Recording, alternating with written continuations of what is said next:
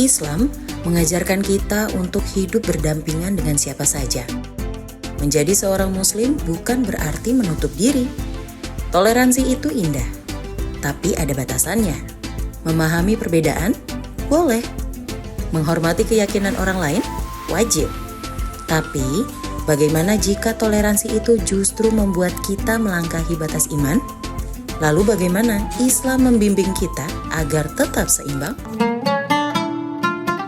Assalamualaikum warahmatullahi wabarakatuh. Waalaikumsalam warahmatullahi wabarakatuh. Alhamdulillahirabbil alamin, nahmaduhu wa nusolli wa nusallimu ala rasulihil karim.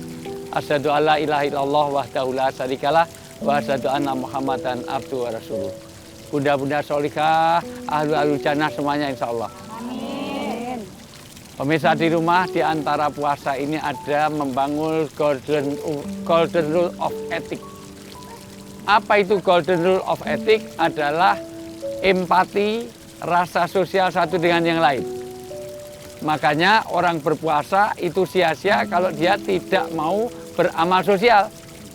Kalau kamu nggak mau kelaparan, jangan biarkan orang lain kelaparan. Maka toleransi adalah bagian dari ajaran Islam yang sangat penting. Allah berfirman dalam surat Al-Kafirun. Mari kita baca bareng-bareng. A'udzu billahi minasy syaithanir rajim. Bismillahirrahmanirrahim. Qul ya ayyuhal kafirun la a'budu ma ta'budun wa la antum 'abiduna ma a'bud wa la ana 'abidum ma abattum wa la antum 'abiduna ma a'bud lakum dinukum waliyadin. Ayat ini bicara tentang toleransi. Bahwa hidup itu bertetangga. Hidup itu harus saling tolong-menolong, betul? Betul. Sekarang saya tanya, kalau kita ada musibah, yang nolong tetangga kita apa presidennya? Tetangga. Kalau kita ada musibah, yang nolong itu ketua partai apa tetangga? Tetangga. Kalau kita ada musibah, yang nolong itu anggota dewan yang kita pilih atau tetangga? Tetangga. Maka kita perlu toleransi, tapi jangan kebablasan.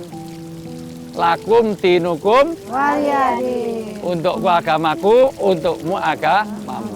Saya senang dengan Iza, tapi sehebat apapun saya akrab dengan Iza, kira-kira kalau istrinya saya pinjam boleh nggak? Ada nggak batasnya? Ada. Demikian juga toleransi. Toleransi bukan berarti kalau agama lain diajak Jumatan bareng, Natalan bareng, Waisak bareng, enggak. Untuk Waisak silahkan sendirian, untuk Natal silahkan orang Kristen, untuk Idul Fitri, sholat Jumat hanya orang Islam. Karena toleransi jangan kebablasan. Demikian juga makanan, juga dalam perbuatan, juga dalam hal-hal tertentu. Karena toleransi itu sangat diajarkan, tetapi ada batas-batas. Gimana toleransi? Satu, kalau menyangkut akidah, maka kita sendiri-sendiri. Tidak bisa bertuhan satu, ya kadang-kadang dua, kadang tiga, kadang satu, nggak bisa. Yang kedua, kaitannya dengan syariat. Karena syariat, kita punya syariat masing-masing. Cara sholat kita dengan cara ibadah orang lain beda nggak? Beda. Maka itulah batas-batas toleransi. Maka puasa mengajarkan kita untuk menjadi makhluk sosial, untuk berempati, untuk menanamkan golden rule of ethic, yaitu dasar mula etika. Kalau kamu nggak mau makan kelaparan, orang lain juga nggak makan juga kelaparan. Kalau kita nggak makan kan karena cuma nahan diri, betul nggak? Tapi ada nggak makanan dibuka? Makanya habis buka puasa kita bakso, soto, siomay, rujak, lote semuanya. Sementara saudara kita nggak makan, memang nggak ada yang dimakan. Maka kepedulian itu penting, toleransi itu penting, tetapi semuanya ada batasnya. Lakum dinukum Waliyadin.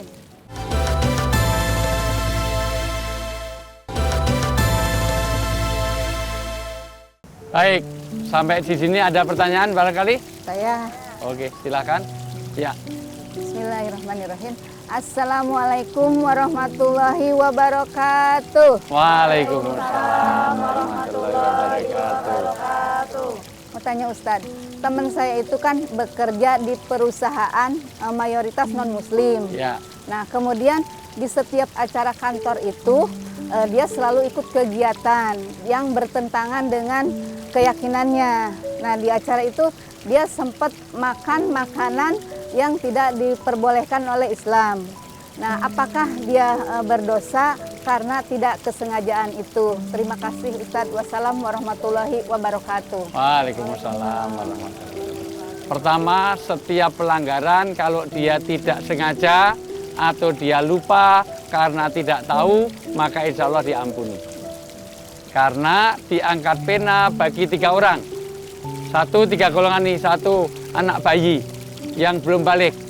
Maka bayi itu kemana-mana nggak pakai baju, nggak pakai celana, dosa nggak? Enggak, karena masih kecil. Tapi kalau kameramen pakai koteka kemana-mana, dosa. Betul nggak? Yang kedua, orang mabuk. Ya. Ketiga, orang tidur, termasuk diantaranya adalah orang yang gila sampai sembuh. Makanya orang gila itu kemana-mana makanin apa-apa nggak dosa. Betul nggak? Ngambilin apa-apa nggak dituntut karena sedang gila. Maka kalau dia tidak tahu, mudah-mudahan Allah maafkan. Tetapi kalau tahu, karena ada perbedaan. Artinya apa? Makanan halal kita dengan halalnya orang lain beda nggak? Beda. Kita dilarang makan babi, sementara agama lain boleh nggak makan babi? Boleh. Ya, kita ada najis, orang lain ada najisnya, beda nggak? Beda. Maka harus dijaga. Karena nanti rusaknya agama kalau mencampurkan satu kaitannya dengan makanan. Saya tanya, Nabi Adam diusir dari surga karena apa? Makanan yang Ya, karena makanan. Saya tanya, diusir karena ngerampok? Enggak. Karena mencuri? tidak. Karena memperkosa? Tidak. Karena membunuh? Tidak. Karena apa? Karena makanan. Maka hati-hati. Kalau kita tinggal di satu tempat, mungkin kita mayoritas maupun minoritas, tetapi kalau makanannya makanan yang tidak dibolehkan, jangan kita makan. Hati-hati, karena makanan yang haram masuk ke dalam tubuh kita menjadi api neraka yang nanti akan kita pertanggungjawabkan. Ingat, Adam alaihissalam diusir dari surga hanya karena makanan. Hati-hatilah dalam memilih makanan yang halal, thayyib, dan juga higienis. Assalamualaikum warahmatullahi wabarakatuh. Waalaikumsalam warahmatullahi wabarakatuh.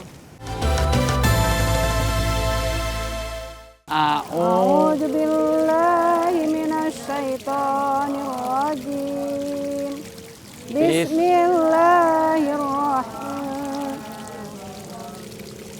Qul ya ayyuhal kafirun la a'budu ma ta'budun wa la antum 'abiduna ma a'bud wa la ana 'abidum ma abattum wa la antum 'abiduna ma a'bud lakum dinukum waliyadin.